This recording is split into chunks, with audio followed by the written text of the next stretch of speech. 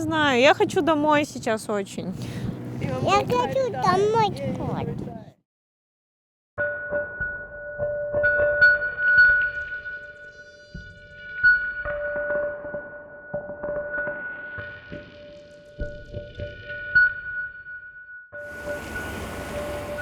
This woman, who worked as a doctor in a provincial Russian city, fled to Georgia with her husband and daughter last September, shortly after Russia issued an order for partial mobilization.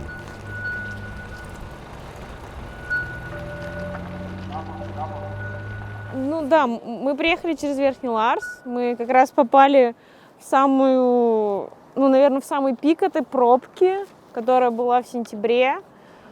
Мы вообще не двигались.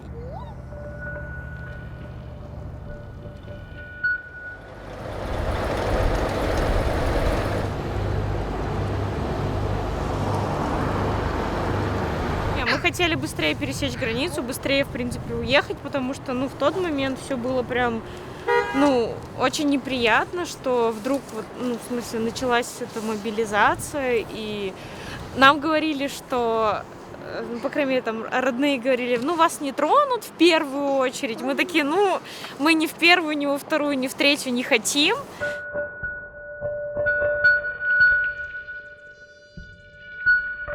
Воспоминания о вот этих вот всех днях, которые были вот наполнены вот этим и страхом, и ужасом, и вот этими переживаниями.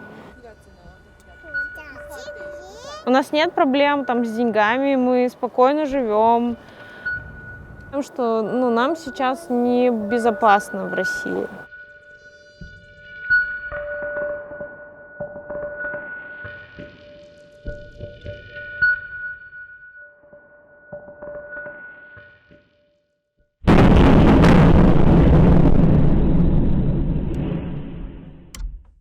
It has been a year since the start of Russia's invasion. The prolonged war has become increasingly chaotic. Criticism toward Russia is mounting, including from within the country, and the Putin administration is tightening its grip. Against this backdrop, talented personnel with expertise and experience in finance and IT, who are the future of Russia and can work outside the country, are leaving in droves to make amends for the invasion.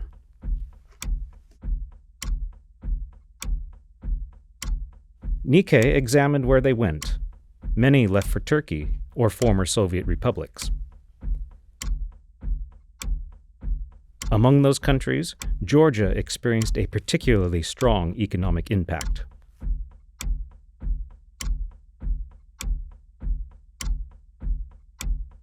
Georgia has a population of only 4 million.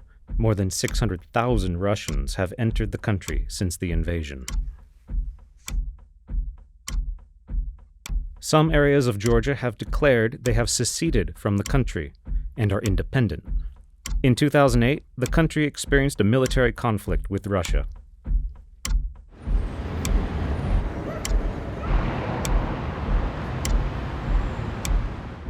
Nikkei spoke with some of the highly skilled Russians who had arrived in the city.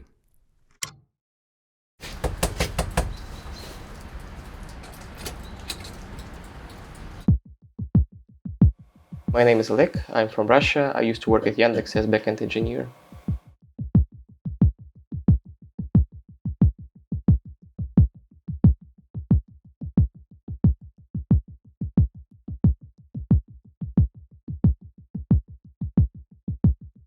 I was in my bed.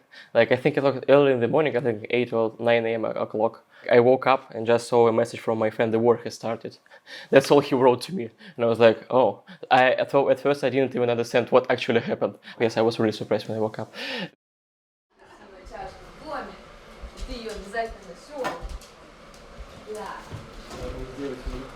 So I worked at Yandex until November of this year. I quit in November, and Yandex was okay with people working outside, like in other countries. Yeah, some of them left, but not so much actually. Well, like, at least like for the engineers, I don't think so. That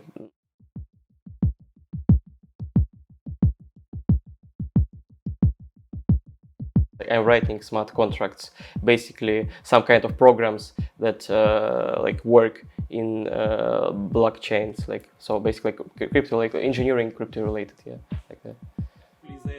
His income has not changed from when he was working in Russia, and he is living a similar lifestyle. He has decided that he will not return to Russia, and that he will continue to put his specialized skills to use.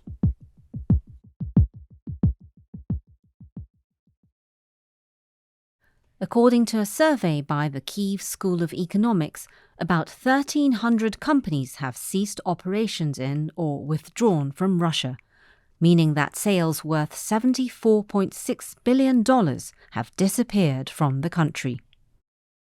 As international companies left, many Russians who worked there went to other countries. One such company is the British electric vehicle startup Arrival. It moved its office to Georgia.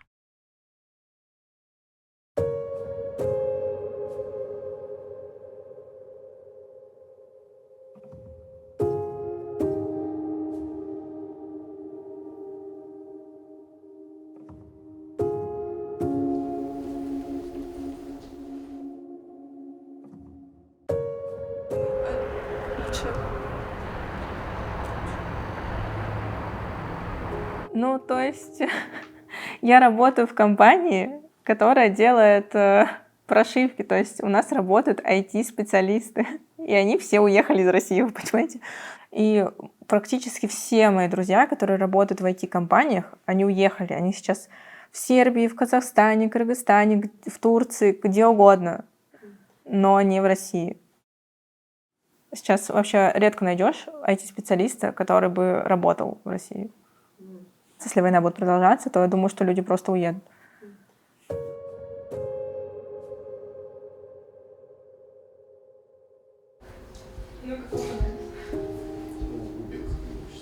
Он подразумевает, как я это знаю.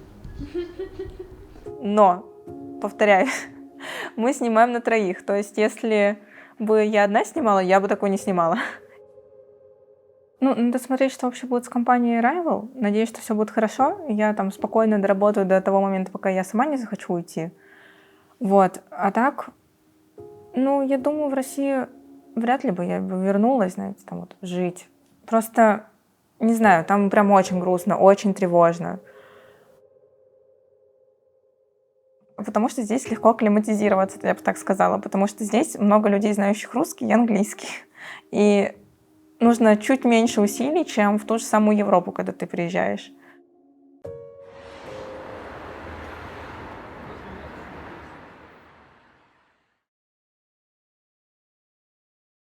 Указ о частичной мобилизации подписан.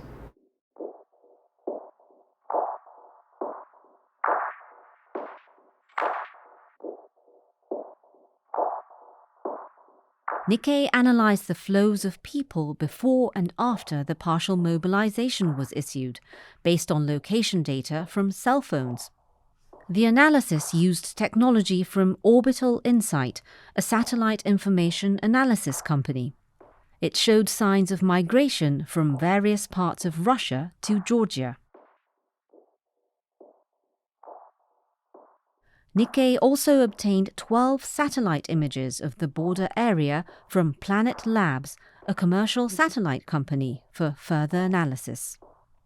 The heaviest traffic was on September 27, 2022. The traffic jam was about 11.5 kilometers long, with over 3,000 cars lined up. Около 15-20 километров. Igor is a photographer who fled the partial mobilization order. He recalled that the road at the time was very chaotic. Шел дождь, и так как мы шли ночью, от дождя было холодно, и у нас промокли примерно все вещи, но чудом моя техника уцелела. Это была отдельная жизнь в пробке. И были люди, которые платили деньги, их за деньги сотрудники полиции провозили мимо этой пробки. Это стоило, я так понимаю, порядка 20 тысяч рублей. Собственно, сооружение этого КПП, как только я его перешел, я сфотографировал его. Ну, что-то вроде на прощание, наверное.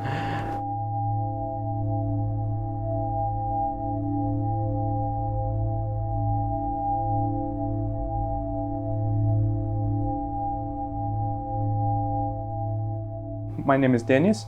I come from Russia and specifically Moscow. My profession is in the sphere of finance. I have been working with some banks and financial organizations, mostly in Moscow.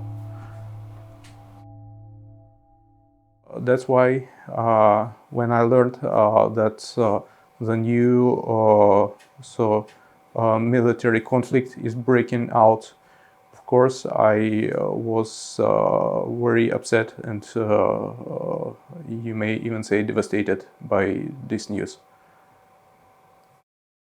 Main reason, I think, is of course because of the special military operation that Russia commenced and the following partial mobilization. Yes, there was a risk for me to be drafted to the army if I didn't leave the country. Of course, the effect of these events on the business and on the trade finance business especially were great. The volume of business ceased to grow and declined very significantly, especially with the European part of the market. And the first sanctions were introduced against the Russian Federation. That was the biggest shock for the banking industry, I believe. It was quite difficult to work from that time. I can speak only for myself. That's why I would put it the following way.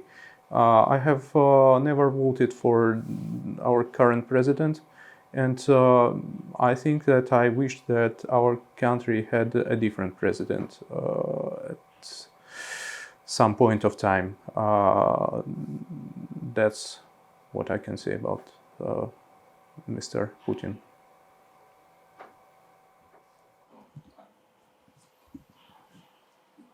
I'm just depending on my savings from the previous years. They are not so big, that's why I need to obtain a new position soon.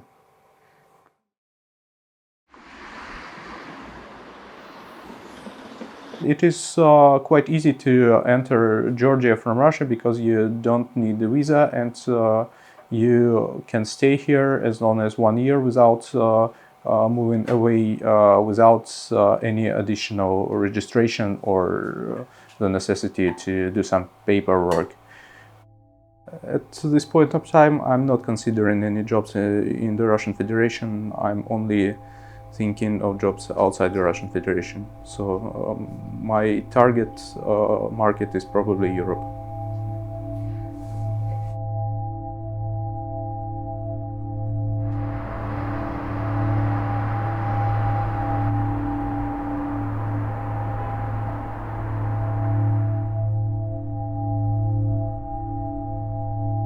So when war started, most of the economists in Georgia predicted severe recession. So we thought the impact would be negative, very negative, considering very close, tight economic relationship of Georgia and Russia and Ukraine, especially Russia. At the end of the day, Georgia's export to Russia did not decrease that drastically after war. So what we expected turned out to be completely wrong, and we ended up with war having even positive impact on Georgia's economy.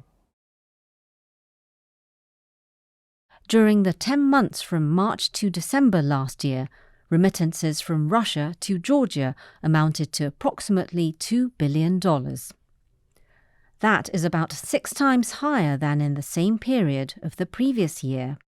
Most of these remittances are thought to have come from Russians living in Georgia.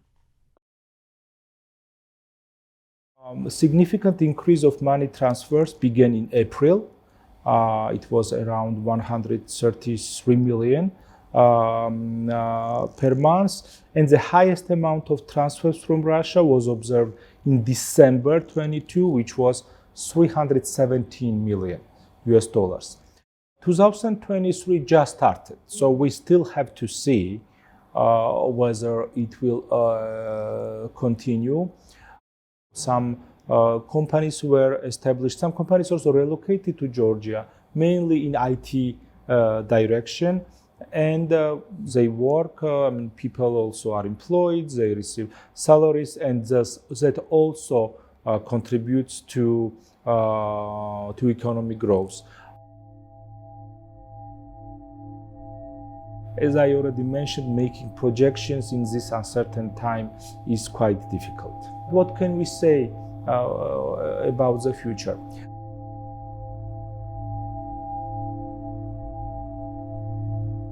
If we take the real GDP growth in 2022, we already know data for first 11 months of 2022, and we have 10% growth. Since the beginning of 2022, the Consumer Price Index in Georgia each month has increased by around 10% compared to the previous year. Strong economic growth has led to increased overseas investment. From January to September last year, direct investment totaled approximately $1.6 billion, double the amount of the same period in the previous year. The first wave was straight after war, the first wave of the migrants, and it is estimated that about 45,000 Russians and Belarusians entered Georgia in the first wave, and they were quite rich people and high-skilled people. They're mostly renting apartments, and prices increased drastically. In some areas, it doubled, quadrupled, and increased pretty much.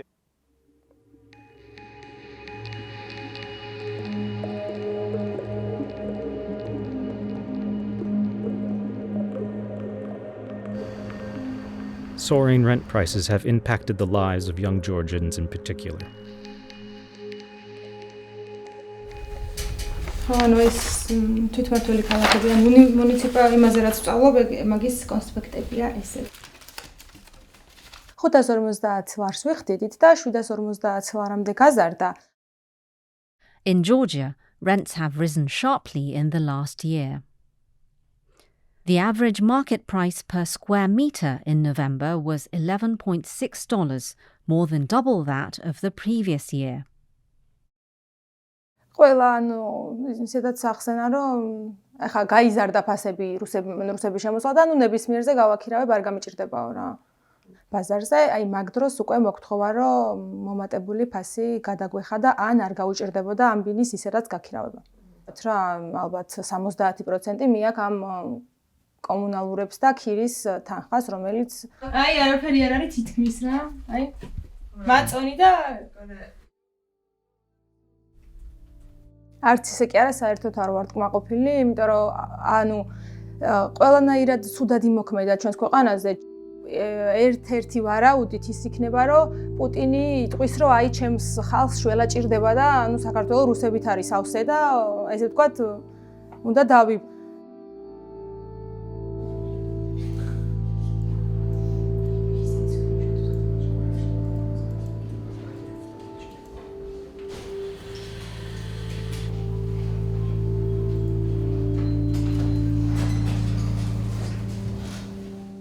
I see that it's like an increased number of Russians in Georgia is good for our economic system, but I know that there are much more important things than economic.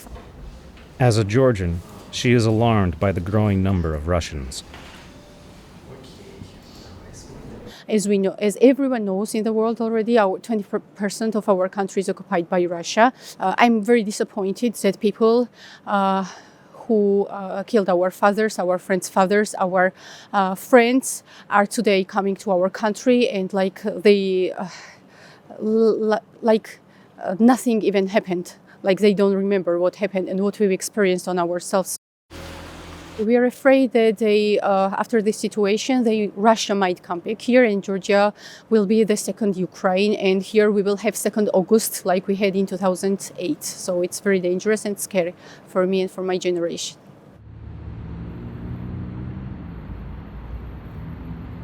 Well, I have a childhood friend whose father died in Ukraine in this war, like a few months ago, and it was really heartbroken and very sad. Yeah.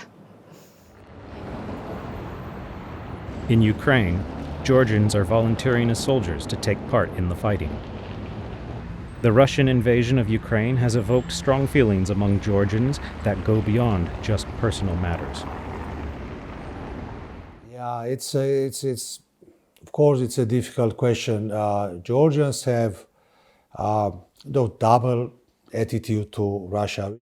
When you ask people about attitudes to Russian state, it's overwhelmingly negative. Big majority will say Russia state is, I have unfavorable attitude to Russian state. When you ask them, what do you feel about Russian people? Big part, about half, I would say that it's a pretty favorable attitude to Russian. Yes, I would say this is our way to answer challenges. Small country and resource poor country and economically underdeveloped country, it's very hard to sustain if it's not open, and especially open to people who can bring money. And in Georgia, you can feel this old saying, money doesn't smell, so we don't mind where money is coming from.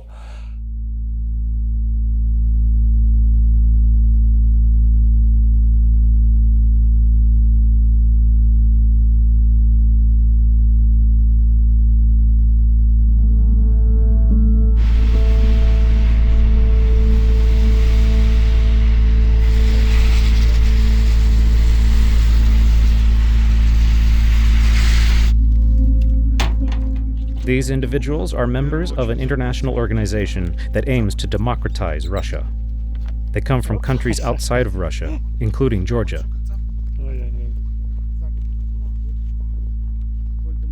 On this day, they left the capital and were working near the border with South Ossetia.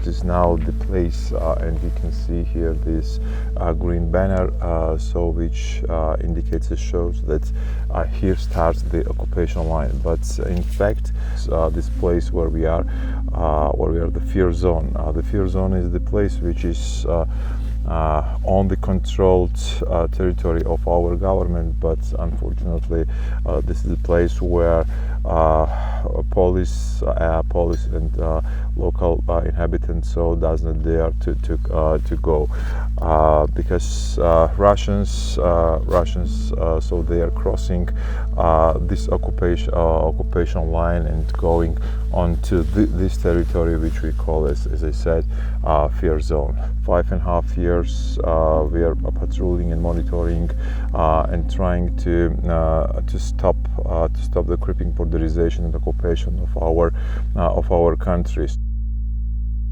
In 2008, a military conflict broke out between Georgia and Russia over the region of South Ossetia, which has declared its separation and independence from Georgia. Russia subsequently recognized South Ossetia as a state. Russian troops are still stationed there today. And tensions are still high near the border.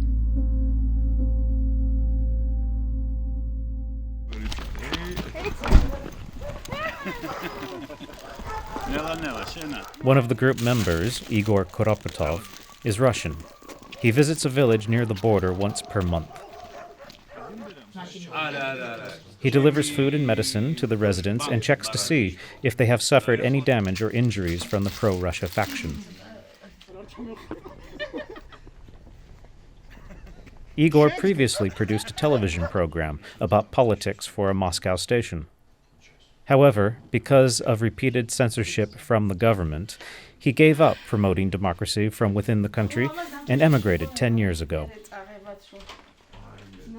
We're now just 300 meters from the occupation line, and the banner saying that it's a so-called border of South Ossetia for Georgia and for entire international community. It's not. This is it. This is like one of our major, duties for many years already, to visit these families, people, to help them, to meet them, to pay attention, which is the most important. But for us, it means that they will be occupied if nothing will happen, if Georgian and international community will not react and be vocal about what's going on in Georgia as well.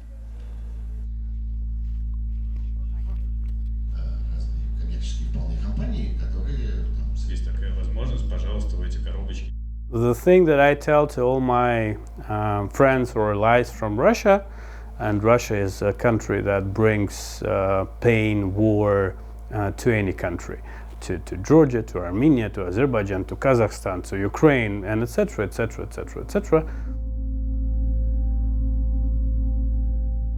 I will never call Russian people coming from Russia refugees. Yeah, refugees from Ukraine, it's refugees because they have aggressor who attacked the country and made them leave their homes. If you live in Georgia, you must think what you can do for Georgia because your country brought lots of pain to this country. The regime, they just need to win or to keep on fighting in this war. You just throw these people as meat to Ukraine, to die there, to be killed there. They want to leave, they want to work somewhere. Why should they go to Russia, which is destroyed?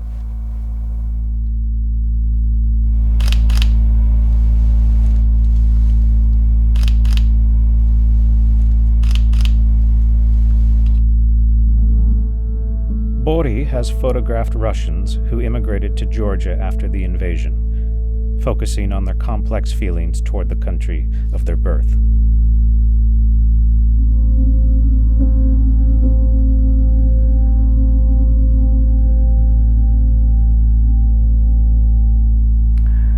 Людям очень сложно планировать свое будущее. Они находятся в подвешенном состоянии, отчасти людям грустно. Я не знаю, насколько здесь уместно слово «грустно». Я читаю надпись «Россия – страна террористка». И я это читаю как «Егор, ты террорист». Егор, ты террорист, ты оттуда убежал, приехал, и ты несешь за это вину.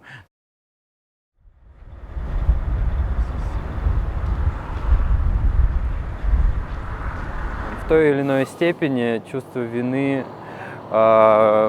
прослеживается у всех, но это очень тревожное ощущение, очень неприятно об этом думать и снаружи и изнутри, то есть давление от окружающего мира, давление из России, потому что в России каждый день говорят о тех, кто уехал, говорят, что это предатели. Все те, кто уехали, с кем я общался на эту тему, их ощущение страны, все равно эта любовь к стране, она остается, несмотря на то, что люди не согласны с этим. Люди хотят вернуться. Дом, он все-таки дома.